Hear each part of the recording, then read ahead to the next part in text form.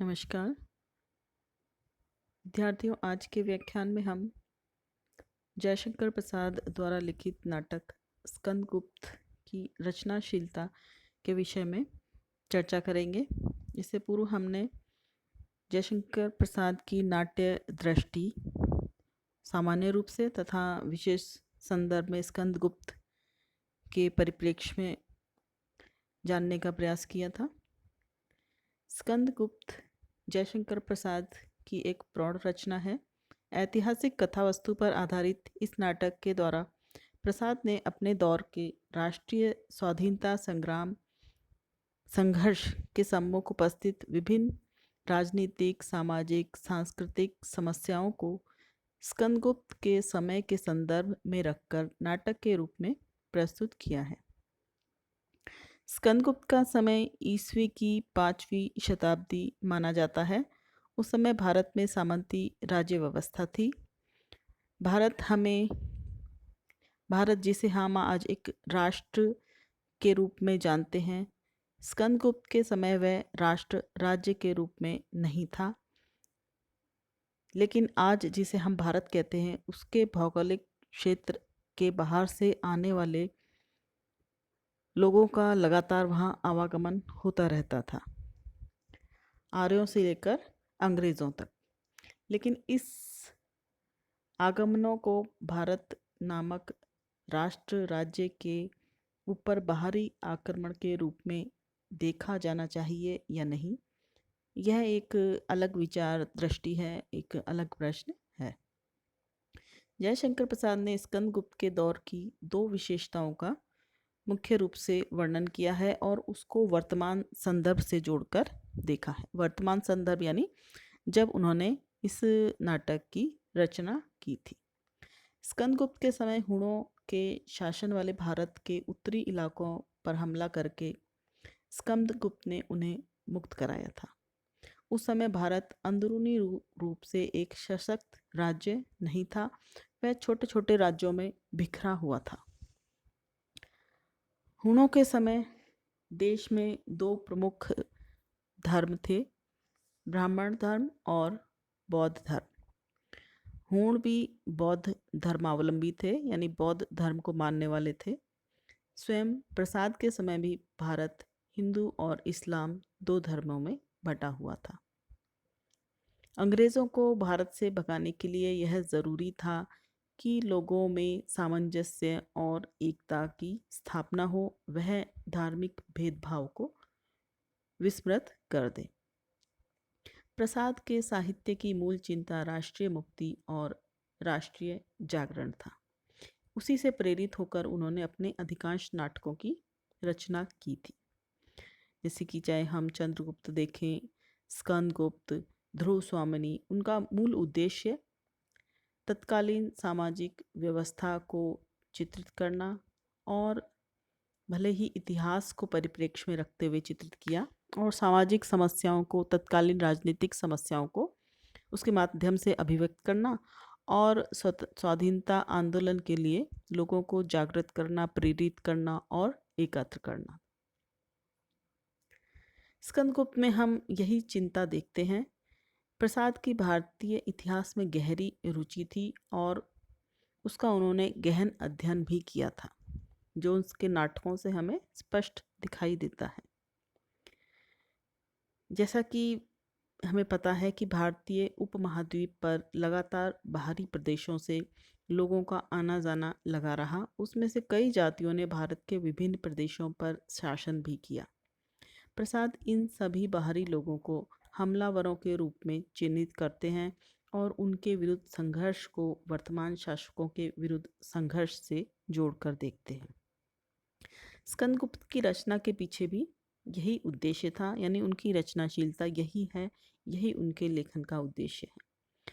5वीं सदी में भारत के उत्तरी और पश्चिमी प्रांतों पर हुणों और शकों का शासन था और मालव, उज्जैन के शासक स्कंदगुप्त ने उनको पराजित किया था। स्कंदगुप्त के इस पराक्रम को वे राष्ट्रीय गौरव के रूप में देखते हैं और मानते हैं कि स्कंदगुप्त के पराक्रम की ज़रूरत आज भी है। ऐसे नायक जो राष्ट्र को बाहरी हमलावरों से मुक्त कराने के अभियान का नेतृत्व कर सकें, इस प्रकार के नेतृत्व की आवश्यकता उस समय तत्कालीन समय में जयशंकर प्रसाद जी को महसूस होती थी।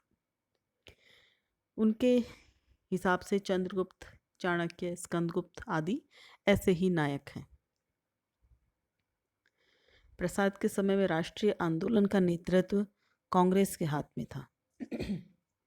कांग्रेस ने भारत जैसे विविध राष्ट्रीयताओं वाले देश को एकता के सूत्र में बांधने का महत्वपूर्ण कार्य किया था। इसके बावजूद जाति, धर्म, क्षेत्र, भाषा आदि समस्याएं बार बार उभर कर आती थी, जो कि लोगों को एक नहीं होने दे रही थी।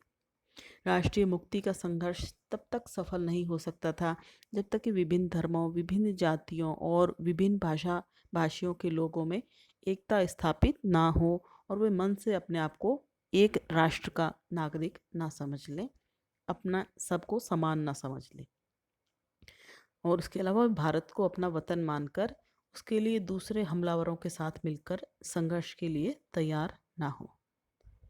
राष्ट्रीय मुक्ति संग्राम की इस केंद्रीय चिंता को प्रसाद ने स्कंदगुप्त में भी कथा वस्तु का अंग बनाया है। ब्राह्मण धर्म और बौद्ध धर्म में टकराव, विभिन्न प्रांतों में परस्पर द्वेष, संघर्ष, सत्ता हथियाने के लिए विदेशी हमलावरों से साठगांठ आदि कहीं ना कहीं प्रसादकालीन राष्ट्रीय संघर्ष की समस्याएं थी। यानी समस्याएं वही थी जो प्रसाद के समय में थी, और उनका जो काल था वो हुण और शक और स्कंदगुप्त का काल था। अपने नाटकों के द्वारा वे लोगों को जागरूक करने और उन्हें ऐक्यबद्ध करने का प्रयास करते स्कंदगुप्त में नजर आते हैं। प्रसाद की चिंता केवल राष्ट्र की चिंता ही नहीं थी, वे राष्ट्रीय एवं सामाजिक समस्याओं से जूझते स्त्री पुरुष की निजी समस्याओं को भी उतना ही महत्व देते थे। प्रसाद जी की यही विशेषता रही कि वे अपने नायकों को अपने लक्ष्य की पूर्ति करने वाला मानव नहीं मानते थे, वे उन्हें ऐसा मनुष्य मानते थे जिसमें कुछ ना कुछ मानवोचित कमजोरियां हों। संपूर्ण मानव कोई नहीं होता, कुछ ना कुछ उसमें कहीं ना कहीं कमियां अवश्य होती हैं, और उसमें भावनाएं भी होती हैं, उनका हृदय टूटता भी है, वो निराश भी होते हैं, जिससे कभी कभी सब कुछ व्यर्थ और सारहीन उन्हें लगने लगता है।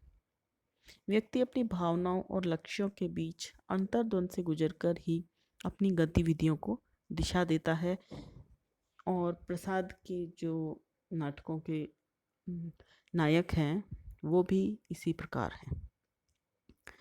इन्हीं गतिविधियों के माध्यम से नाटकों में नायकत्व और खलनायकत्व का निर्धारण होता है। प्रसाद की रचनाशीलता की यह प्रमुख विशेषता है जो उन्हें अपने समकालीनों से भिन्न और विशिष्ट बनाती है। प्रसाद की रचनाशीलता की एक अन्य विशेषता यह भी है कि स्त्री पुरुष संबंधों की जटिलता को भी उन्होंने अपनी रचनाओं का विषय बनाया है। यह विशेषता उनके काव्य, नाटक, कहानी, उपन्यास लेखन में देखी जा सकती है। स्कंदगुप्त में स्कंदगुप्त, देवसेना और विजया के बीच के संबंधों की जटिलता, उनके अंतर्द्वंद का चित्रण करने के लिए वे नाटक में पर्याप्त अवकाश निकाल लेते हैं। यानी जीवन के विविध पक्षों का उन्होंने अपने नाटकों में अभिव्यक्ति दी है, और किसी एक पक्ष की अभिव्यक्ति के लिए उन्होंने जीवन के बाकी पक्षों को नकार नहीं दिया है, उन पर भी पूर्ण ध्यान दिया है। तो इस प्रकार कथा अपने मूल ढांचे के साथ हमें स्वाभाविक रूप से चलती दिखाई देती है। यदि जीवन के विभिन्न पक्ष ना हो तो कहीं ना कहीं वो स्वाभाविकता नाटक की प्रभावित होती है, लेकिन प्रसाद जी ने इसे प्रभावित नहीं होने दिया है, और राष्ट्रीय एकता और जो उनके बाहरी आक्रमणकारियों से जो संघर्ष की अभिव्यक्ति का मुख्य उद्देश्य है वो तो है ही, साथ में उन्होंने जीवन की जो सामान्य घटनाएं हैं, सामान्य हमारे जीवन की जो भी रिश्ते हैं, उनकी अभिव्यक्ति भी नाटकों में की है, जिससे कि उसमें स्वाभाविकता और जीवंतता आ गई है। इस प्रकार हम देखते हैं कि स्कंदगुप्त नाटक जयशंकर प्रसाद की एक बहुत ही महत्वपूर्ण और समय सापेक्ष तथा प्रौढ़ रचना है और अपने समय से ये काफ़ी परिपक्व रचना उन्होंने की थी।